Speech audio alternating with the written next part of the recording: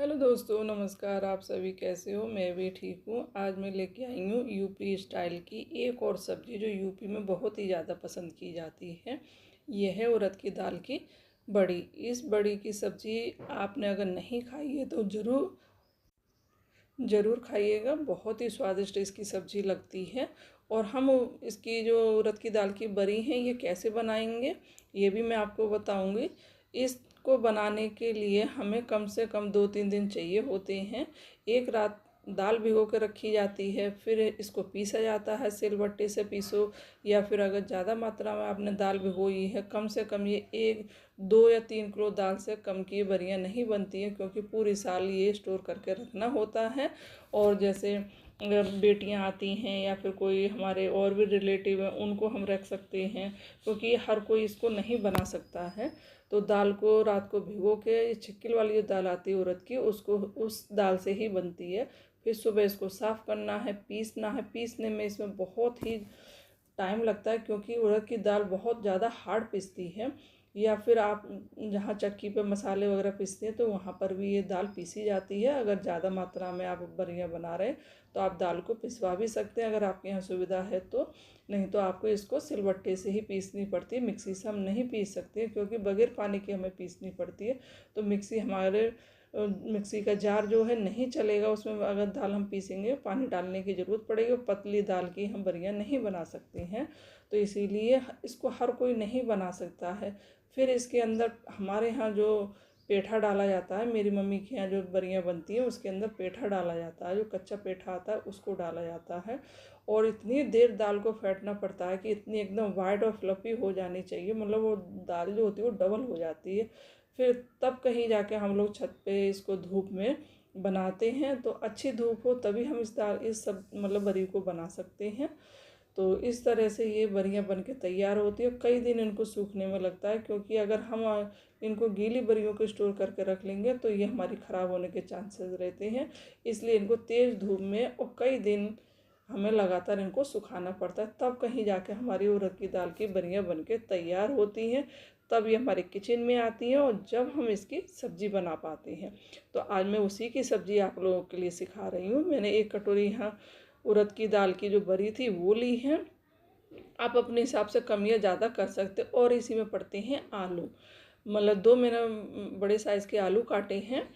और बरियों को थोड़ा सा ऑयल डाल के मैंने इनको ब्राउन होने तक सेक लिया था। बहुत ज़्यादा ब्राउन नहीं करना है, क्योंकि ये बरियों को हम कच्चा नहीं बना सकते, नहीं तो दाल की जो स्मेल होती है वो आती है। तो इसलिए इनको हल्का गोल्डन ब्राउन होने तक भूनना है। थोड़े से तेल में ही भूनना है। आप मान के चलिए 3 से 4 चम्मच, बड़े वाले चम्मच आप ले सकते हैं जो हम जिससे खाना खाते हैं वो वाली चम्मच।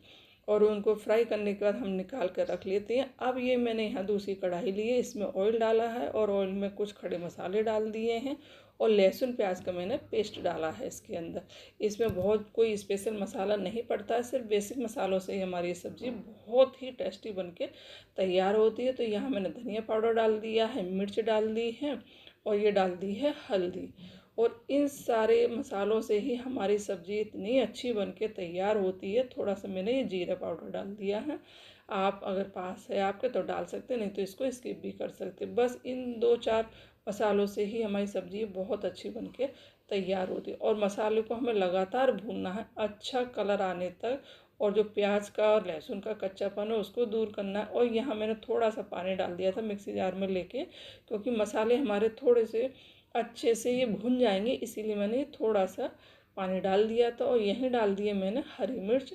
आप छोटी छोटी भी काट के डाल सकते हो या फिर बड़ी काट के डाल सकते हो। तो यहाँ मैंने मिर्चियों को डाल दिया, ज़्यादा तीखी मिर्ची नहीं है। और आप मसाले आप अपने हिसाब से कम या ज़्यादा कर सकते हैं, क्योंकि आप सब्ज़ी किस मतलब उसमें बना रहे हैं कम या ज़्यादा, तो आप मसालों को भी कम या ज़्यादा कर सकते हैं। तो यहाँ देखिए मेरा मसाला अच्छे से भुन चुका है।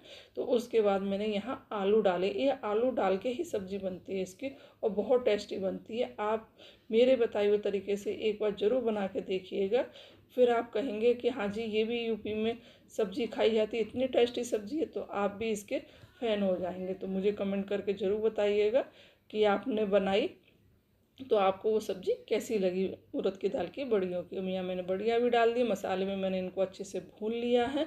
और इसमें मैं डाल देती हूँ पानी। पानी इसमें थोड़ा ज़्यादा ही लगेगा, क्योंकि जब हमारे एक तो आलू हमें गलाने हैं और दूसरा जो हमारी उड़द की दाल की बरियां हैं ये सूखी हैं और ये काफ़ी मात्रा में पानी अब्जॉर्ब करती हैं। और ये सब्ज़ी हमें थोड़ी लिक्विडी चाहिए, गाढ़ी गाढ़ी सब्ज़ी ये बिल्कुल भी नहीं होती है। तो यहाँ मैं अपने हिसाब से पानी डाल रही हूँ, क्योंकि बाद में भी ये सब्ज़ी मुझे मतलब ग्रेवी वाली चाहिए या फिर रस्से वाली चाहिए। तो यहाँ मैंने नमक डाल दिया, सब्ज़ी को मैंने ढक के रख दिया। बीच बीच में कई बार इसको मैं चलाते हुए इस तरह से अपनी सब्ज़ी पका के तैयार करूँगी।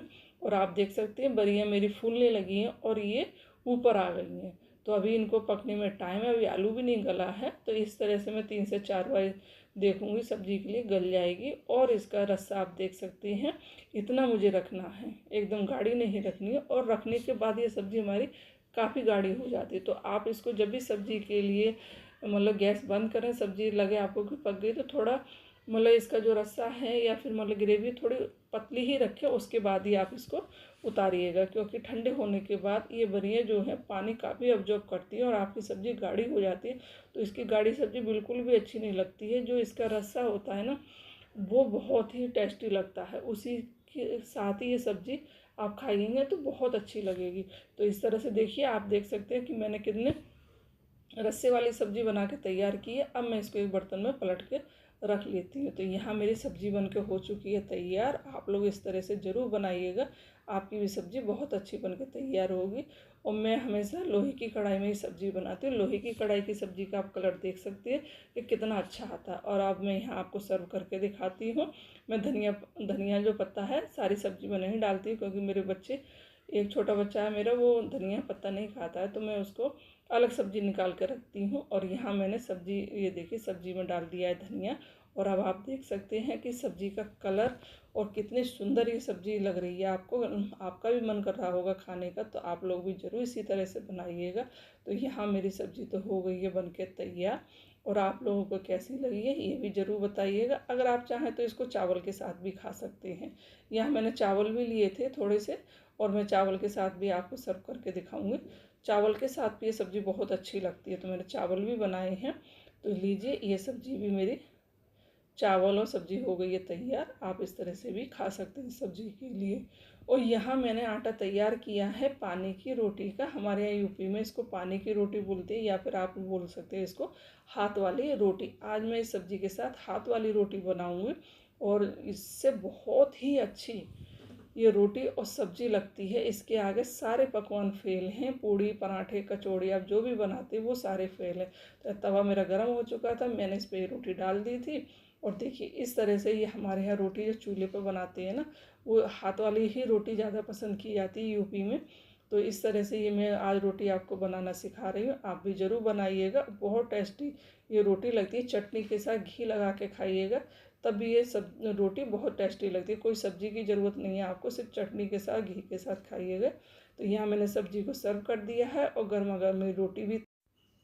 तो इस तरह से आज की मेरी थाली हो चुकी है तैयार। और आप भी ज़रूर बताइएगा कि अगर आपने पानी की रोटी कभी नहीं खाई है तो इस तरह से ज़रूर बना के खाइएगा। और यहाँ मैंने चावल भी सर्व कर दिए हैं, और ये है गाजर का रायता भी बनाया है मैंने। और मैं आपको फिर से दिखाती हूँ कि ये रोटियाँ कैसे बनती हैं। अगर आप एक बार में नहीं बना पाएंगे तो आप इसको दोबारा देख सकते हैं, मैं बताती हूँ आपको। ये हाथ वाली रोटी और बड़ियों की सब्ज़ी मेरे पापा को बहुत ज़्यादा पसंद थी, तो हमारे घर में ये अक्सर बनाई जाती थी इस तरह की सब्ज़ी और रोटी। देखिए मेरी एक रोटी सिक चुकी है तवे पे, और मैं यहाँ इसको गैस पे सेक लेती हूँ। चूल्हे पे अगर हम ये रोटी बनाएंगे ना बहुत टेस्टी लगती है, लेकिन क्या करें मजबूरी है, मन करता है ये रोटी खाने का, तो गैस पे ही हम लोग बना के खाते हैं। देखिए कितनी अच्छी मेरी रोटी बन के तैयार हुई है। आप लोग भी इसी तरह से ज़रूर बनाइएगा। ये देखिए यहाँ मैंने आटा लिया है और हाथों पर पानी लिया, और यहाँ एक लोई बना के मैंने इस तरह से रोटी तैयार कर ली। थोड़ी सी इस तरह से बनाएंगे ना तो बनाने में हमें ईजी होगा। और ये देखिए इस तरह से मेरी ये रोटी बन के हो चुकी है तैयार। जैसे मक्का बाजरा की रोटी बनाते हैं ना, उसी तरह से हमें इस रोटी को बनाना है। और इसका आटा एकदम सॉफ्ट रखना है, टाइट आटे की आपकी रोटी ये बिल्कुल भी अच्छी नहीं लगती है। सॉफ्ट एकदम आटा इसका रखिएगा। तो देखिए ये रोटी भी मेरी कितनी अच्छे से फूल गई है। तो इसी तरह से मैं यहाँ रोटियाँ बना के करूँगी तैयार। आज मुझे पानी वाली ही रोटियाँ बनानी हैं, या आप कह सकते हैं हाथ वाली रोटियाँ। और ये गर्मा गर्म रोटियों पे घी लगाइए, और बच्चे मेरे खा रहे हैं, हस्बैंड खा रहे हैं, तो मैं उनको गर्मा गर्म रोटी देती जाऊँगी साथ साथ। और मेरी रोटियाँ बनके इस तरह से हो जाएंगी तैयार। आप लोग भी ज़रूर बनाइएगा इस तरह से रोटियां, बहुत टेस्टी बन के तैयार होती हैं। और इसी तरह से मैं रोटियों जो कुछ बची हैं उनको बना लेती, मैं बाकी रोटियों को भी बना के कर लेती हूँ तैयार। तो ये था आज का मेरा लंच। आप लोगों को कैसा लगा कमेंट करके ज़रूर बताइएगा, और आप लोग भी इस सब्ज़ी को ज़रूर बनाइएगा। और इसी तरह से मैं आप लोगों के साथ नई नई वीडियो यूपी स्टाइल में शेयर करती रहूँगी। मिलते हैं अगले नेक्स्ट वीडियो, तब तक के लिए बाय बाय।